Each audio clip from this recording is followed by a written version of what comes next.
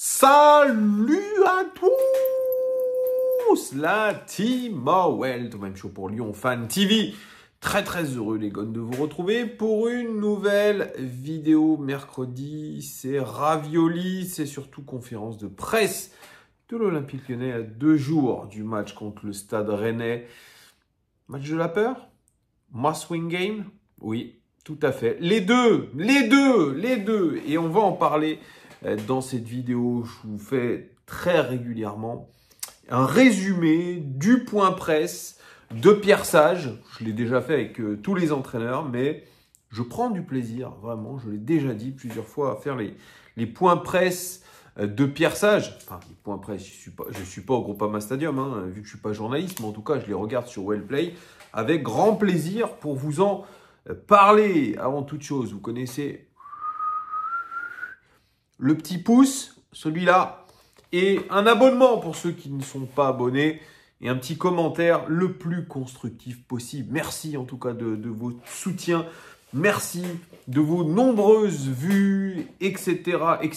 sur toutes les vidéos.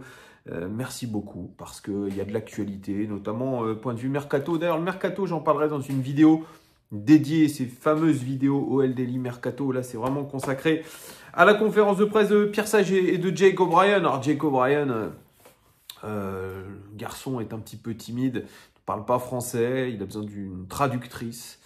Alors voilà, bon, il a dit quelques banalités, qu'il était très content d'être à l'OL, que son carton rouge n'était pas forcément mérité selon lui, que Adrielson était un très bon joueur, notamment sur les tacles, et qui lui apportait beaucoup de sécurité. Voilà, beaucoup de banalités pour Jake O'Brien. On repassera pour avoir même un sourire.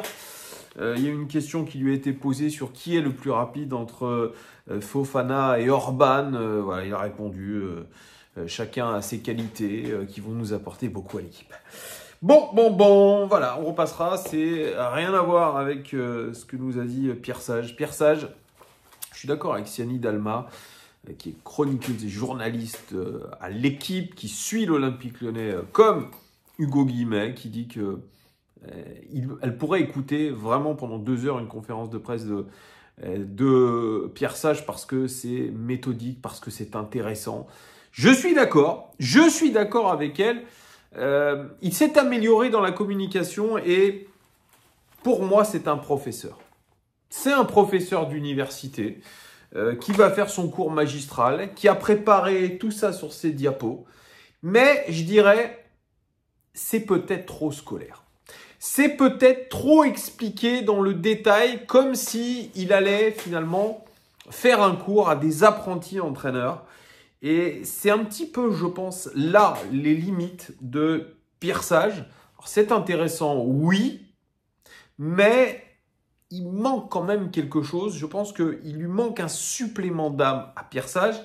Il lui manque peut-être quelque chose pour emmener les gens, emmener ses joueurs. Parce que j'ai du mal à imaginer, je l'ai déjà dit dans un live, j'ai du mal à imaginer Pierre Sage faire une causerie d'avant-match et emmener les joueurs. C'est pas un orateur, c'est un professeur. Et il faudrait qu'il arrive à allier les deux. Alors, je suppose qu'il est très intelligent, qu'il est peut-être capable de le faire, mais pour l'instant, ça emmène pas, son discours n'emmène pas.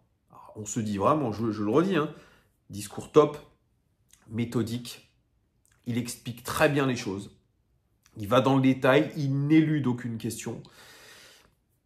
Mais ça manque quand même un petit peu de vie. Vous me direz en commentaire si d'ailleurs vous pensez la même chose que moi. Alors, il a commencé par déjà l'état des troupes. Fofana, qui n'a pas été vu à l'entraînement, a été préservé. Kaleta Tchar, il est suspendu et ils attendent peut-être les retours des joueurs de la CAN éliminés, que ce soit Nouama, Mama Baldé. Et Fofana était absent de l'entraînement parce qu'il a beaucoup donné lors des 3 derniers entraînements. Et ce qui veut dire que le garçon est très motivé. Donc il a été dispensé d'entraînement aujourd'hui. Orban, Gift de son prénom, va jouer. Voilà, il apporte beaucoup de joie, d'enthousiasme. Il est frais et il a de l'ambition. Et Pierre Sage est content parce que ça va instaurer une dynamique. Alors, quelles sont ses qualités selon lui? C'est un gros finisseur, c'est un vrai buteur, un joueur de surface. C'est un joueur vif. Alors, il a dit, il ne faut pas lui balancer des grands ballons devant pour qu'il court. C'est pas son truc. Par contre, sur des courtes distances, il est capable de faire la différence. Il dit, ça va amener de l'incertitude chez les adversaires. Donc, on en a des joueurs qui apportent de l'incertitude quand même. Ça, c'est pas mal devant. Il devrait vraiment commencer le match face à Rennes, je l'imagine en tout cas. Et il dit, ça va me donner finalement plus d'options tactiques. Même si c'est un joueur d'axe, il dit, on peut jouer à 2 devant. Peut-être en l'imaginant avec une complémentarité avec Alexandre Lacazette. Pour ce qui est de la défense, les amis, le point noir de cette saison, il dit on a des joueurs variés en défense qui nous permet d'avoir une animation de jeu polyvalente, passer de 3 à 4 ou de 4 à 3 en cours de match. Il dit ça c'est très très intéressant et ça j'en parlerai aussi dans ma vidéo OL Daily Mercato concernant le recrutement d'un défenseur central. On verra ce qui va se passer. On a parlé de Tagliafico. Tagliafico, on a vu qu'il avait été mis dans une défense à 3 axe gauche. Eh bien, c'est quelque chose qui peut être une option un peu plus pérenne et il privilégie ça, Pierre Sage.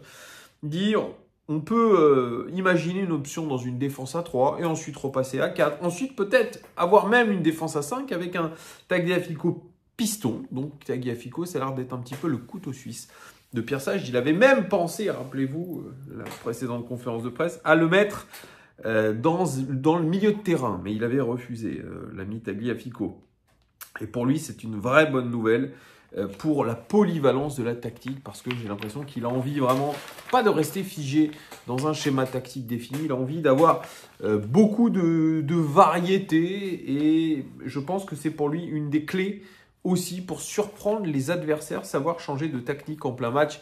Ça vous rappelle personne? Si, ça vous rappelle pas mal d'entraîneurs, notamment Guardiola, qui est fan de tout ça.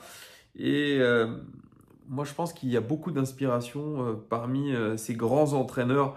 Alors pour ce qui est de la performance contre Bergerac, il est d'accord avec nous, supporters. Il n'était pas du tout satisfait du match contre Bergerac, c'est le moins qu'on puisse dire. Content de la qualif. C'est sûr. Il dit on doit être prêt pour Rennes.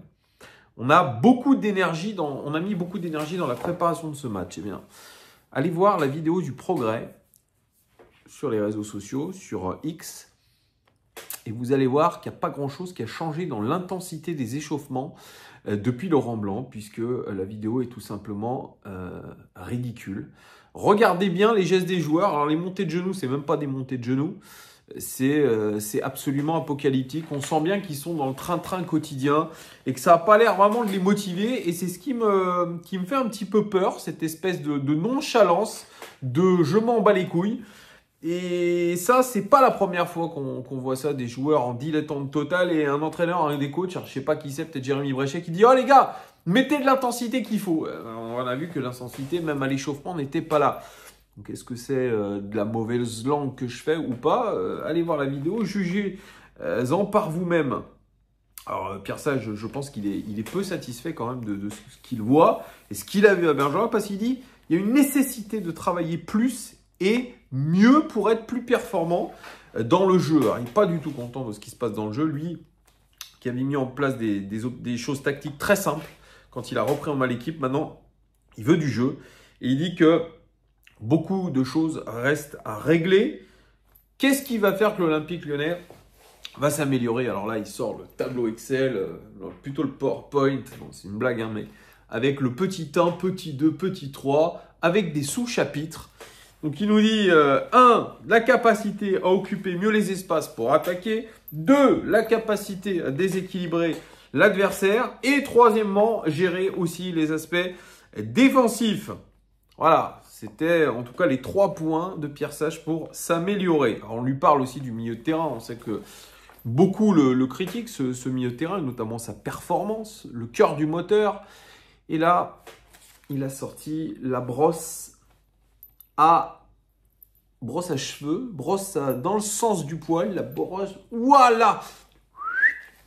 Ça, il adore faire ça, Pierre Sage, préserver absolument ses joueurs. Il préserve son milieu de terrain. Il dit, c'est difficile de juger un secteur en particulier sans juger l'incidence des autres secteurs.